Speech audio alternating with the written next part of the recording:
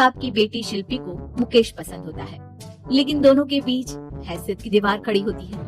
और फिर कहीं नौकरी कर लो ना, क्या हमेशा ये लोहे की सलाखों के पीछे भागते रहते हो?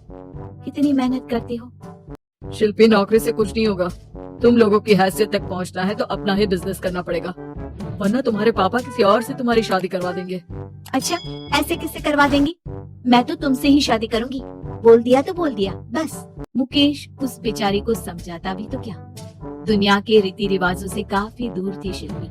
भले ही बड़े बाप की बेटी, लेकिन सादगी इतनी कि क्या कहना। बेटा शिल्पी, कल तुमको देखने लड़के वाले आने वाले हैं, तैयार रहना। मैंने तुम्हारी माँ को समझा दिया है। घर के सारे नौकर चाकर को वो समझा देगी कि स्वागत कैसे करना है। कैसी बात कर रहे हैं पापा? मैं तो मुकेश से प्यार करती हूँ, उसी से शादी करूंगी। मैंने आपको बताया था ना। मुकेश किसका बेटा है?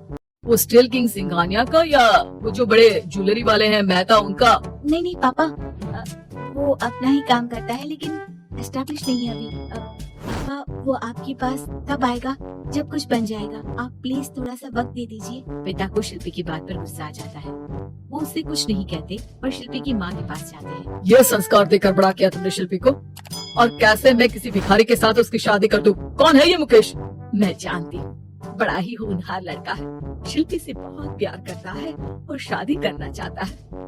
अरे ऐसे कैसे मैं किसी से भी अपनी बेटी की शादी कर दूं? कोई भी उठकर आए और कहे कि मैं शादी करना चाहता हूँ तो मैं शादी कर दूं? कान खोल कर सुन लो, कल उसे अच्छे से तैयार कर देना, क्योंकि जो लड़का मैंने देखा है शिल्पी के लिए वो करोड़पति घर का बेटा है, समझी?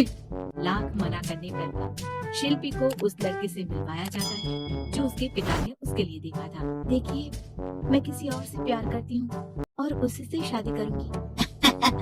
ये तो बहुत अच्छी बात है कि तुम किसी और से प्यार करती हो, क्योंकि मैं भी किसी और से प्यार करता हूँ। लेकिन शादी तो हम दोनों को ही करनी होगी, जानती हो ना, ये बिजनेस और ये सारा कुछ। शिल्पी को समझ में नहीं आता कि वो क्या कह रहा है, लेकिन वो समझ जाती है कि वो लड़का भी किसी और से प्यार करता है। पिताजी, वो भी कह रहा था कि वो किसी और से प्यार करता है। हाँ तो करने दो ना, हमने तो नहीं रोका। तुम अपना देखो, शादी के लिए हाँ कर गया है वो। लेकिन क्यों? अरे वो और मैं दोनों ही एक दूसरे से प्यार नहीं करते, फिर शादी क्यों कर ले? पापा, एक बार सिर्फ मेरे कहने पर आप मुकेश से मिल ले। पिता शिल्पी के कहने पर फॉर्मेलिटी के लिए ही सही, लेकिन मुकेश को घर बुला लेते हैं। देखो, ज्यादा वक्त नहीं दे पाऊंगा। ये बताओ कि शादी के बाद कहाँ रखोगे उसे? 2 कमरे के मकान में? नहीं सर, मैंने 2 साल के बाद का सारा प्लान कर लिया है। मैंने आयरन इंडस्ट्री खड़ी करने के लिए पूरा ब्लूप्रिंट तैयार किया है। मेरी खुद की जगह है दादाजी की, बस थोड़ा फंड का अरेंजमेंट हो जाता तो काम शुरू कर देता। अच्छा, मतलब तुम यहाँ फंड रेज करने आए हो? मुकेश समझ जाता है कि उसके पिता शिल्पी की शादी उससे कराने के मूड में नहीं है। फंड आप कभी दे भी नहीं पाएंगे मुझे तो सिर्फ शिल्पी चाहिए। मैं उसके बिना नहीं रह सकता सर, मैं उसे बहुत खुश रखूंगा। वो तो हर पति का धर्म होता है। वो तो मैं किसी से भी उसकी शादी करा दूं, वो उसे खुशी रखेगा। लेकिन देखो, मैं ज्यादा बात को घुमाना नहीं चाहता। वो बड़े घर की लड़की है, उसे काम काज की आदत नहीं। अभी वो समझ नहीं रही, लेकिन तुम तो समझो, मैं किसी भी हालत में शिल्पी की शादी तुमसे नहीं करवा सकता। मुकेश पिता से लाख मन्नतें करता है, लेकिन वो नहीं मानता। शिल्पी की शादी उस अमीर लड़के से हो जाती है। शादी के बाद क्या हम लोग मेरी माँ के घर चले? मुझे उन लोगों की बहुत याद आ रही है। हाँ हाँ, जाओ जाओ। वैसे भी आज मैं अपनी गर्लफ्रेंड के साथ मसूरी जा रहा हूँ, तुम जा सकती हो। कैसी बात कर रहे हैं?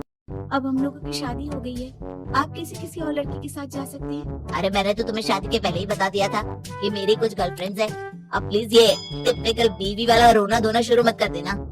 शिल्पी पिता के घर जाती है और माता पिता को सारी बात बता देती है। इतना गंदा इंसान निकलेगा, मैंने तो सोचा ही नहीं था। अरे क्यों कराई मेरी फूल जैसी बेटी की शादी ऐसे घर में? और तो क्या हो गया, शुरू में हर घर में ऐसा होता है, धीरे धीरे ठीक हो जाएगा। और वैसे भी उन लोगों के साथ हम लोगों की एक बड़ी डील फाइनल हुई है, समझी? उन लोगों से रिश्ता बनाकर रखो, तभी पैसों की बारिश होगी। पापा, अब समझ में आया कि आपने मेरे साथ ऐसा क्यों किया। मुकेश आपके सामने गिड़गिड़ा कर गया कि वो मुझे बहुत खुश रखेगा, लेकिन आपने मेरी शादी एक ऐसे लड़के से करा दी जो किसी और लड़की से प्यार करता है और शादी सिर्फ समझौते के लिए कर रहा है। पापा, मैं जा रही हूँ, लेकिन इस घर में कभी पैर भी नहीं रखूंगी। आपने मुझे सामान की तरह इस्तेमाल किया। माँ शिल्पी को बहुत रोकती है, लेकिन वो एक नहीं सुनती। कुछ समय बाद, शिल्पी, मुझे नहीं लग रहा कि अब हम दोनों के बीच ये शादी और रह पाएगी। मैं किसी और से शादी करना चाहता हूँ। वैसे तुम परेशान मत हो ना, तुम्हारे पापा के साथ हम लोगों की डील जो चल रही है ना वो नहीं रुकेगी, क्योंकि तुम बहुत अच्छी लड़की हो। ठीक है, मैं जा रही हूँ तलाक के पेपर में साइन करके, लेकिन एक शर्त है, मैं कहाँ गई ये बात मेरे पिता तक नहीं पहुँचनी चाहिए। शिल्पी घर छोड़कर चली जाती है। वो एक नौकरी करती है और अपना जीवन खुद संभालती है, लेकिन एक दिन शिल्पी जी, आपसे मालिक मिलना चाहते हैं। मुझसे क्यों? शिल्पी मालिक के कमरे में जाती है जहाँ सामने मुकेश होता है। अरे आपको देखकर बहुत खुशी हुई, बहुत बड़े आदमी बन गए। थैंक्स, पर तुम्हें नौकरी करने की क्या जरूरत पड़ गई? मैंने तो सोचा भी नहीं था कि तुम मेरी शिल्पी होगी। तभी वहाँ शिल्पी के पिता आ जाते हैं। शिल्पी, तुम्हारे बारे में माँ से पता चला। घर चलो बेटा, मुझे माफ कर दो। मुकेश, मैं यहाँ अपनी कंपनी के काम के लिए आया हूँ। तुम्हारी कंपनी की डील अगर हमें नहीं मिली तो हम बर्बाद हो जाएंगे। वैसे अब तुम चाहो तो शिल्पी की शादी में तुमसे कराने को तैयार हूँ। बस करिए पापा, ये क्या सौदा लग रखा है आपने? जिस कंपनी से आपकी डील हो, अपनी बेटी की शादी उसी के घर करा देते हैं। शिल्पी मुकेश से माफी मांगती है और वहाँ से जाने लगती है कि मुकेश उसे रोक लेता है। रुको शिल्पी, ये सब कुछ तुम्हारे लिए है। ये कंपनी, ये नाम सिर्फ तुमसे शादी करने के लिए ही खड़ा किया था। मैं आज भी तुमसे बहुत प्यार करता हूँ।